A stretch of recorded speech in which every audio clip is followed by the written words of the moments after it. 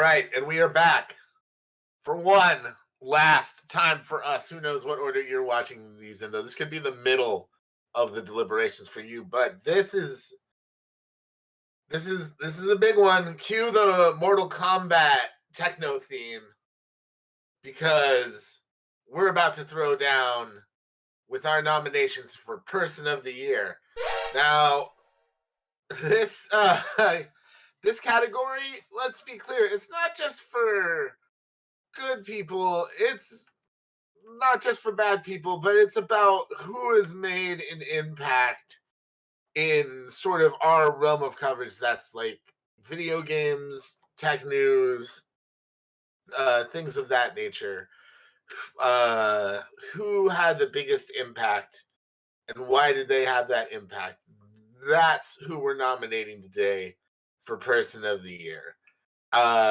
So without further ado, do we want to rip the Band-Aid off this one? Do we want to do this? Yes. I think we should. All right. First and foremost, you know him. You don't necessarily love him, but man, oh man, was he an ever-present force in most of our coverage this year. Elon Musk. Man, oh man, oh man. I'm gonna read this statement from Asif, and then we can kind of dive into this nomination a little bit because I'm sure folks have a lot to say here. But here's what Asif had to say. Many people hate the idea of giving an award to Elon Musk, but this specific award is much like Time's Person of the Year. This is not always given to a good person or someone people actually like. Well, we can all agree that Elon Musk's irreprehensible behavior is awful. He has undeniably been at the center of the biggest news stories of the year. Acquiring Twitter, the court case, and now the nuclear fallout of the deal closing has been at the center of a lot of our coverage in 2022. He's undeniably the most reported on person in 2022. This does not make him a good person if he wins this award. If anything, it will highlight just how dangerous of a person he is, much like when Time magazine chose Donald Trump as their Person of the Year in 2016. I think that's apt. I think that's an apt assessment of why we need to at least discuss Elon Musk. Yeah, I mean, Asif's right. Like, he's if anything, it shows you how dangerous when people have a lot of money, and I'm just like, like a shit ton of money, like how they can disrupt huge businesses and cost tens of thousands of people their jobs and livelihood just because they're bored. Like, it's really dangerous. And like, if there's any example why we need a billionaire tax, this is why we need a billionaire tax to stop people. It's incredibly important to talk about. And like, yeah, he's not a good person, but it's definitely an insane year that what he's been doing, and it should be reported on and acknowledged.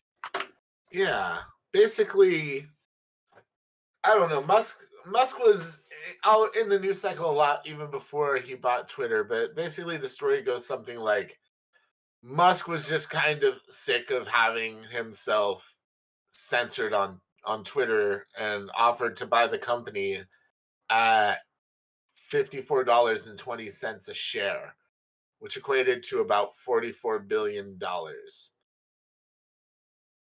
It doesn't. Twitter takes them seriously. The deal goes through, and then Musk starts going, whoa, hold up. What about all these bots? You know, like, what about all these bots? I can't buy this. This information is wrong. And it's like, well, shouldn't you have found that out before you decided and agreed to pay for the company? Shouldn't you have done due diligence on this? No, of course not. He's just trying to find any excuse to not have to fork out this $44 billion. And now that he has, he's laid off a sizable chunk of the company, including something like 3,700 contract employees who, by California state law, have to be given 60-day notice before termination. Breaking the law there. He forced workers to come in to work, or he would assume that they were resigning, and that would mean he was accepting the resignation, which you can't even do. You can't tell someone that I assume that you are resigning because I told you to come into work and you didn't. Right. It also violates the Americans with Disabilities Act because not all people can go into work if they're immunocompromised. COVID's going to keep them out. Maybe they're just not physically capable of getting to the office. Like, there's a number of reasons that people should have valid excuses to work remotely. And this is just the icing on the cake right now. This isn't even getting deep into stuff. I mean, Twitter has quickly turned from a source where you could find breaking news from a voice of the public perspective. Everybody in charge of keeping that system flowing and keeping the news up to date and helping sort of keep this place from not being full of like trolls And even just is making gone. sure it works functionally. Like Yeah. the basic functions are breaking down at the seams, and nothing works as well as it used to, from mentions to timeline feed and circulation, Search is busted. topics, and what kind of tweets should be in a fucking topic. Because Yeah. yeah, I'm sick of the shit I've seen in my topics from people I don't follow. I can't. Yeah, you can't deny that the impact that has led a lot of our stories this year. That said, I would like to go ahead and deploy my anti-Musk weapon. What is your anti-Musk weapon here, TJ? My nomination for this category was Parag Agrawal in the Twitter board, for the fact that I was curious about what Parag would do when he took over the CEO role, and I don't think we had enough time to really see the full extent of how it would transfer over to like the era under him. However, I will respect him. I do respect him highly for a couple things throughout this year. One, he took Elon Musk's silly ass meme deal and held him to it and took him to court with the help of the Twitter board once he tried to back out. Kept the receipts and eventually financially pantsed Elon Musk for $44 billion. Now, like, of course, they got fired in the end but ultimately, we're talking about one of the most petty people in the entire world who hates being wrong at every point. And Twitter's former board and Parag just outplayed him at every turn in that engagement. Yeah, I would argue that's a story that Elon Musk is also involved in right there. It just ties back to Elon Musk. Like, maybe they got money out of it, but like that's it, right? The story ends there. That's kind of it. Like, they took the money and run. Man, and they've left Twitter in a horrible state of disrepair. They didn't do that. I mean, by not trying to stop this deal from going through, I think that it was a case of like maybe calling Musk's bluff. You know, they are legally obligated. When they have a buyer and you're a publicly traded company, you are legally obligated to pursue that. Mm-hmm. So they really didn't do anything other than just accept it then, right, David? Yes. I mean, yeah, that's the thing. Like, your shareholders would have reason to hold you liable for letting something like that slip through the cracks, or just go unchased. Yeah. So it's when you have an offer of acquisition, your duty, the CEO's duty, is actually more to shareholders and to the board, because it's a for-profit company, and if there's an offer to buy and it's going to be profitable, that's your job. Make that happen. Well, and that's worth mentioning is that Twitter has never really been profitable. Like, the company has been losing money for a long time, even under Jack Dorsey, just because they don't really monetize the way that groups like YouTube and Twitch and Google, or not Google, but Facebook do. But the fact of the matter is, Parag got it. Like, Parag and the Twitter board got in there and like they socially, they legally, and they functionally maneuvered around everything that Musk was trying to do to not only make a clownery of that deal, but also try to get out of it. And yes, that is their jobs at a certain point, but at the same time, to have, I would say, I don't want to say the word thwarted, but I will say probably embarrassed the richest man in the world to the point where he's been throwing a 3 month long temper tantrum over it. I mean, Is it pretty feels, impressive. I don't. It kind of feels like to me like the reason that they were there was they just happened to be there at the time. Like I don't know if there's so much influencing the story as they just happen to be a part of it. Honestly, that's just my take on it. With that said, we have a few more nominations. Donovan with his hand raised, he has something to say. Yeah, I wanted to nominate just unionizers in the video game industry at large. Think of like a Better ABK. They kind of kickstarted things early this year. I think for years we've seen workers in the gaming industry manipulated, harassed, discarded, you name it. People have gone through it at most of the biggest companies, and finally, a lot of the laborers are standing up in a meaningful way for their own rights. We've seen a lot of success in that just early on this year. I mean, just less than a week ago, ZeniMax workers voted to unionize. You can feel a legitimate shift happening in the gaming industry that feels really overdue. Just about anyone that's worked for a video game company long enough has a story or knows somebody that has a story of workplace issues, and I think they should be recognized for that. And then to push back against the Elon Musk nomination, I don't know. I find it odd that we keep saying like it's okay to give it to somebody that's a shitty person, because I do remember, just to give an anecdote, last year's Shacknews Awards, I believe a staff member nominated Bobby Kotick for similar reasons and was promptly shut down. And I think the exact quote he got was, "We don't want to give this award to somebody we hate." And I also think that it would be shitty to give an award to a guy that exposed himself to a female worker at his company and then paid her hush money. So yeah, that's why I think that unionizers in the video game industry probably a better option for person of the year. All right. I Yeah, think I in can that. actually. Oh, go ahead. Yeah, sorry about that, Ozzy. I was going to say I could actually add on to that with my nomination. There are a lot of people who have done a lot of good in the industry. That happens every year, and so many of them get overlooked. Like I'm really glad Donovan brought the union workers to our attention, especially at the Game Awards, which was last night at the time of this recording, where apparently upon entering, security was you were required to turn over your union pin to security, purportedly. But we have kind of a trend here at Shack News, and we don't always have to vote alongside trends, but there's a precedent.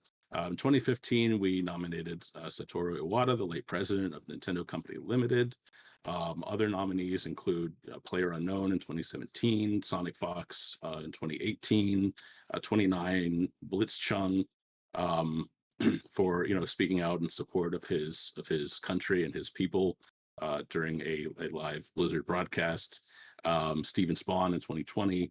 And so that brings me to my nominee. We want to focus on, I agree with Blake and Asif and others who nominated Musk, because you have to talk about the elephant in the room. It can't be ignored. However, my nominee for this year is Hidetaka Miyazaki, the director of From Software, and most know him as the creative visionary behind the Soulsborne games.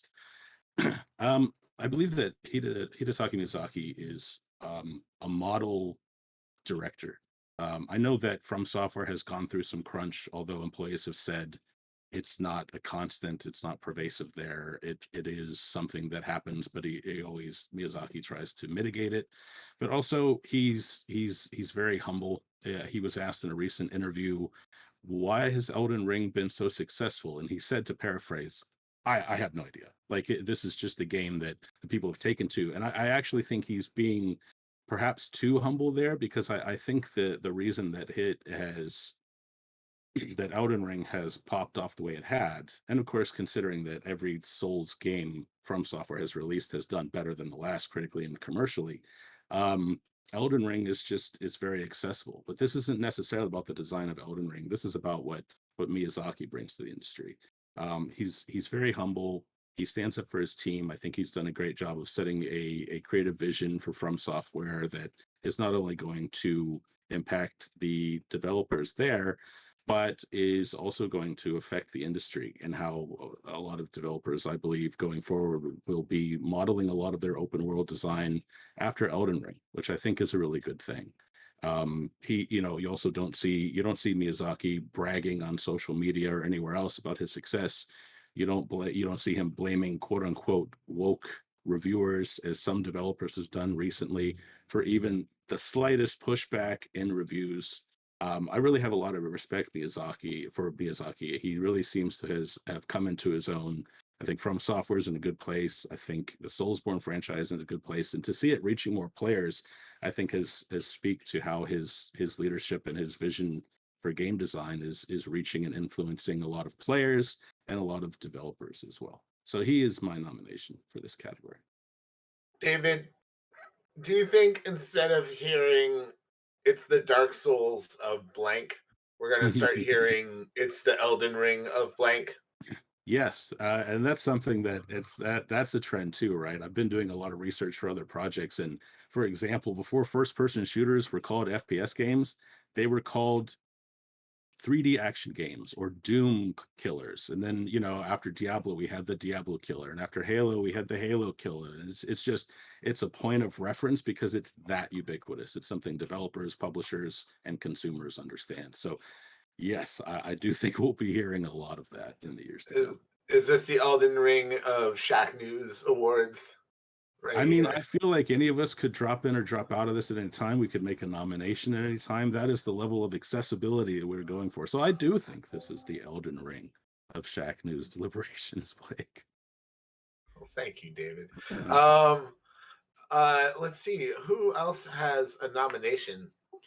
I would also like to try and push back on the Elon Musk nomination. And I'm going to say, when he took over Twitter, I think all of us at one point or another asked, why are we still here? Why are we still on this site? And one of the reasons that we remain on Twitter is because of the entertainment value that we get from accounts like Drill, first and foremost. Everybody knows who Drill is. Everybody loves a good Drill tweet. We look for information out of accounts like Nibellion or Wario64. Or a cool viral moment, or a cool video from someone like High Fight for fighting game people. Ace King Offsuit doesn't do this anymore, and he actually retired before Elon came along. But Ace King Offsuit used to post fighting game tournament schedules. When you need a smile on your face, you can go to an account like Wholesome Memes or Can You Pet the Dog. The point I'm getting at is, what all of these accounts have in common is they don't really do this for money. In fact, they don't do this for money. They don't get paid for this. They're doing this out of the goodness of their heart and to bring entertainment to people on Twitter. And I think that once it really hit me, once Elon started going, oh, we want to charge these people $8 a month. And it's like, okay, so not only are you not going to pay these people for keeping your site alive, because these people are the backbone of Twitter. Not only are you not going to pay them for helping keep your site alive, but now you're going to be like, oh no, you need to pay me money because I'm giving you the privilege of posting on this site. It's like, that's rich people crap. But I'm not going to deny that, those unpaid personalities of Twitter are the reasons that we keep going back. And they provide such positivity to the community, and they make contributions that we all take for granted. And I would like to rather spotlight them because they keep us coming back to Twitter. Elon doesn't keep us coming back to Twitter. We come to Twitter in spite of him. But these people are the reasons that we keep going back, and I'd like to recognize them for what they continue to do every day. All right. Well, and just to note, Ozzy, they wouldn't lose their verification. It's just people could pay to be verified too. But they would get buried by the algorithm, though. Because we've already I seen that's the mean, intention of it. I mean, probably, but it's hard to say one way or another. But I think they would still have their blue check marks. It would just be there'd be other people out there just paying to have those blue check marks and having to label it parody or something if they wanted to swindle people. But people don't read good. That's the problem, especially like on Twitter where it's just quick little blurbs in a feed, and I think that's the rub, right? Is there's already so many accounts like that you could just take as face value without clicking through or actually looking into it. Especially like if a friend retweets something and they're reacting to it, and those people don't click through the link, and all of a sudden they're retweeting it and reacting to it, it just starts like a landslide thing.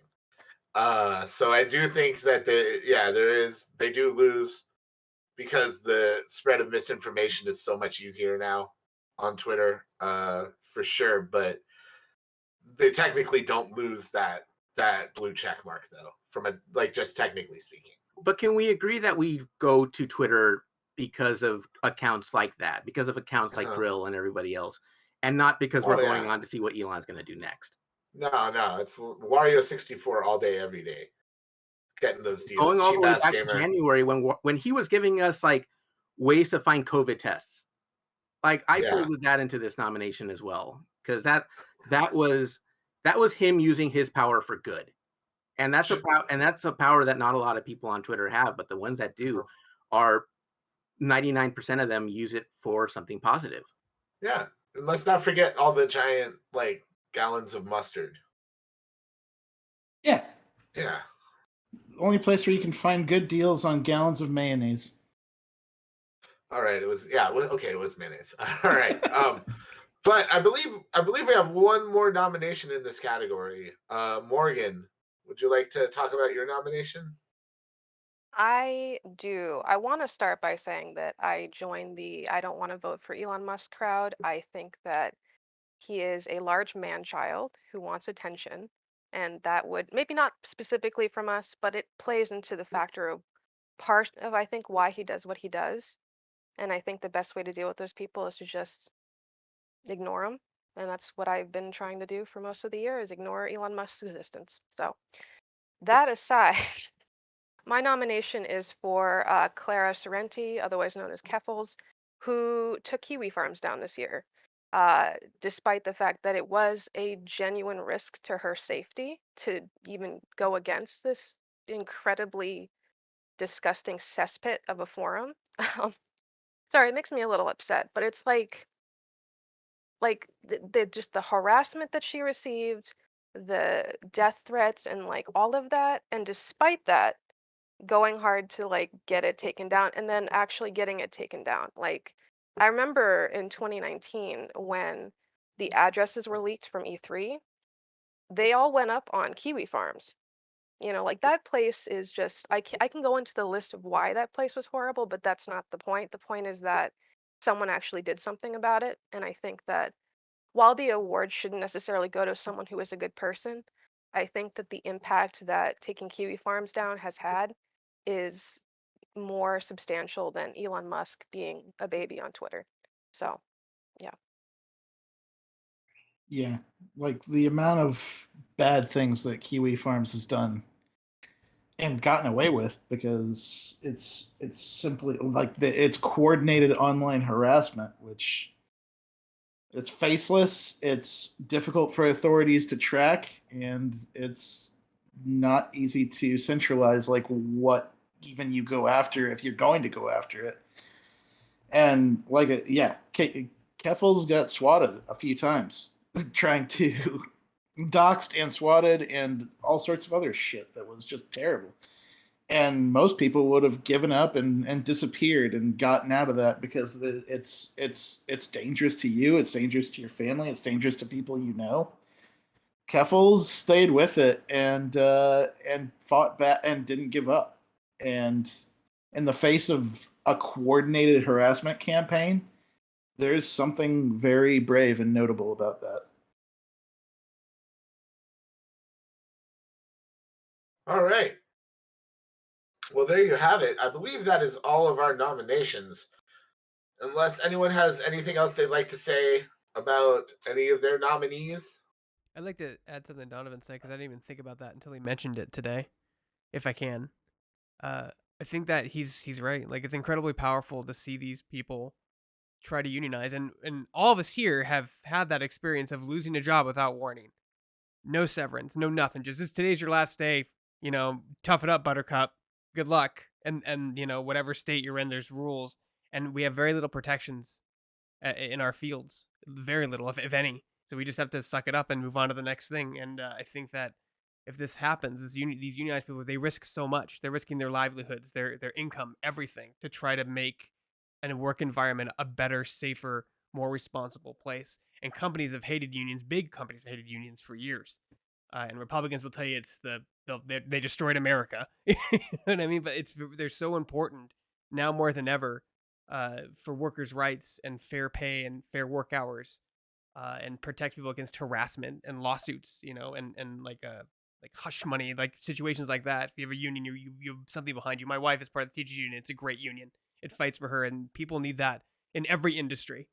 And it takes a lot of effort to get it rolling because people try to stop it at every point and turn because they don't want to pay their working class more money. And I think it's so risky, and so it's really brave and risky to have to try to do that, to try to start a union, and you make a lot of enemies.